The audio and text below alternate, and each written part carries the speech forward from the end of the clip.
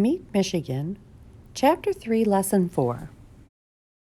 Chapter 3, Lesson 4, Ideas to Explore. Controlling the Fur Trade. People to Meet.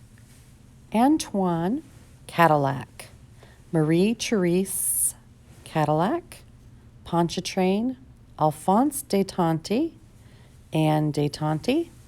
Places to discover: Detroit, Montreal, Paris, a large city in France. Words to welcome: brandy, a strong drink with alcohol. Colonies: Detroit. Portage, servants, settlements. How Detroit got its start. Think about this while you read. How did Cadillac affect the history of Michigan? Today, Detroit is our largest city. About 800,000 people live there. It has highways going north, south, east, and west. Each day, these highways are full of cars. Detroit has businesses of all kinds, but it is a center for making cars and trucks. Long ago, it was only a place by a wide river. It was a place where Native Americans camped. Let us learn how this great city got its start. Detroit began in the mind of a Frenchman. He began to think about it more than 300 years ago. In a way, it was born in faraway France. It may have happened this way. Imagine you are there. Meet a boy who is a servant in a big house. The man he works for has an important job with the French government. Greetings! It is 1699 and I welcome you to France. My name is Andre. I am a servant boy in a big house. My master lives near Paris. He is an important man with the government who helps plan things for the king. My master mostly works with the French colonies. His name is Pontchartrain. Tonight he is having a special guest for dinner. It is my job to bring wood for the fireplace. The house is made of stone and can be cool much of the year. I keep the fire going and the room cozy warm. I just sit on the floor by the fireplace, unless I must go for more wood. No one pays attention to me, so I can listen to the men talk. The guest is coming in now. His name is Antoine Cadillac, and he is from New France. You know, that is a French colony in North America, yes? This man, Cadillac, looks like someone of action. I'll bet he is good with a sword. I hear some other servants talk about Cadillac. They said he sometimes gets into trouble. He can make enemies of important people, but Pontchartrain likes him. After dinner, the men are talking of some great plans. Cadillac has a large map spread out on the table. He points and says, "This is the place." Here, the lakes narrow into a river. He tells Pontchartrain a fort here will control all of the rest of the Great Lakes. We can stop our British enemies before they can move into the area. They will not be able to expand their fur trade. Cadillac says, if he can bring settlers and women, it will work. The tribes will come and trade with us, not the English. He wants many Indians to come to the fort. It will be at the narrow place on the river. The French call a narrow place between two lakes a Detroit. Pontchartrain says, this will probably upset the men now trading furs. They will need to move to the new fort. Cadillac told him not to worry. He will take care of that. Pontchartrain reminded him about the priests. They may not want to move to this new fort. Also, they may not like the tribes trading with you. If you trade brandy to the tribes for furs, they will be very upset. Both men said this new fort was an important project. It would be the key to controlling the fur trade around the Great Lakes. Pontchartrain said he would convince the king. We must do this, he said. Whoops! I have spent too much time talking. I must get some more wood for the fireplace. I hope to see you again soon. Maybe I can go to New France someday. Cadillac heads across the ocean. Cadillac had already been to Michigan. He was once in charge of the fort at St. Ignace. While there, he traded in furs. He shipped those furs back to his wife in Canada. Marie-Therese Cadillac was her name. She ran the business and sold the furs. Cadillac liked the extra money from trading furs. However, there was a problem. Fur traders from Britain started to visit Michigan. The British had many settlements along the east coast of America. Now, they sent traders west toward Michigan. He wanted to stop the British.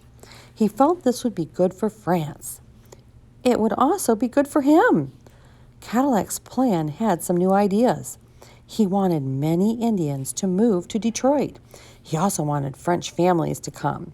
He wanted them to start farms.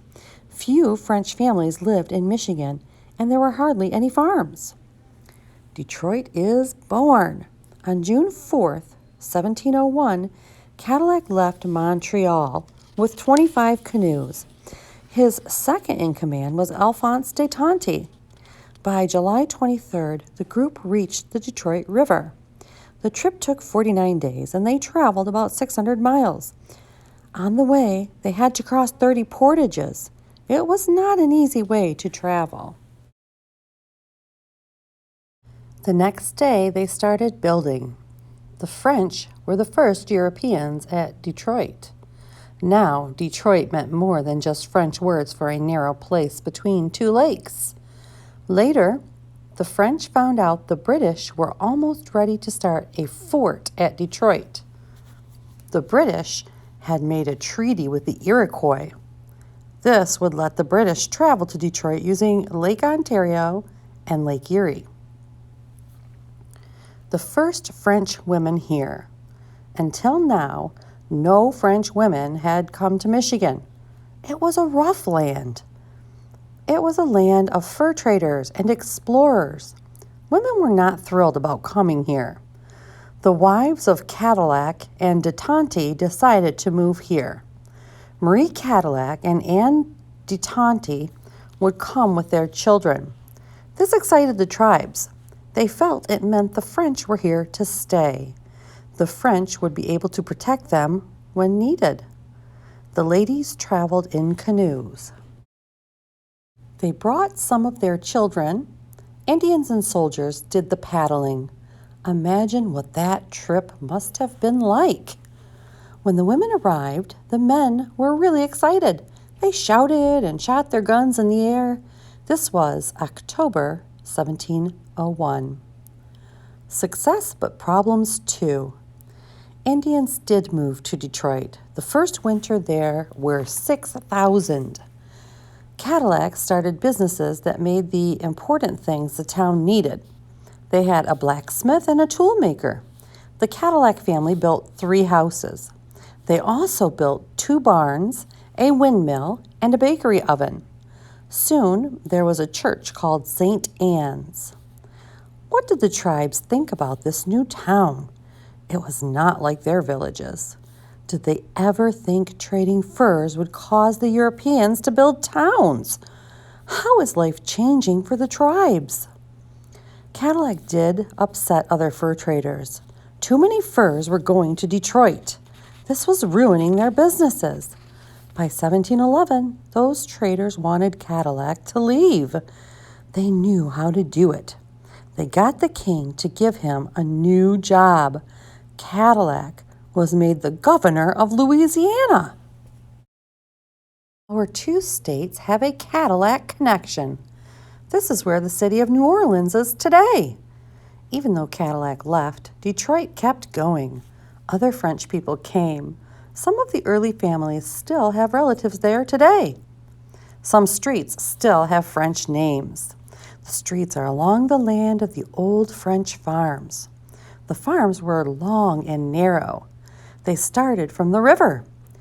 Do you know anyone with those last names? Maybe their family lived in Detroit long ago. Let's review. Animals with furs were a great natural resource here. Furs were scarce in France. This pulled the French to Michigan. The rivers and lakes were their highways. The French started Detroit because of its location.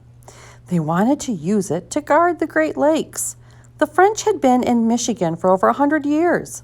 Still, not many French people had moved to Michigan.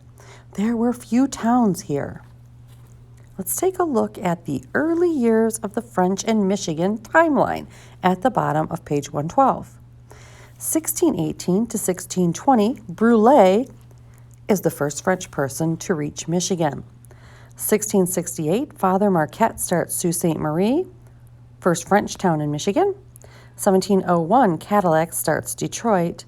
And 1715, Fort Michilimackinac is built across from Mackinac Island. About it, write about it. Number 1, who started what became Michigan's largest city? Number 2, why did he want to start this city? Number 3, who were the first 2 European women in Michigan? Number 4, suppose you were a French fur trader. You worked at Mackinac Island. One day, you heard about Cadillac's plans for Detroit. What might you think about it? Number 5, how did Cadillac affect Michigan history? Make a timeline today. This timeline will have 3 events and their dates. The events are, number 1, when the French reached Michigan. Number 2, when Father Marquette died. Number 3, when Detroit was started. Think like a geographer. Look at a map of North America. Which Great Lake could the French control with a fort at Detroit? Could the French have chosen another place to control more of the Great Lakes? Please explain. Think like a historian. Someone once wrote, Detroit was started because an old king of France wore a beaver hat. Explain what this means.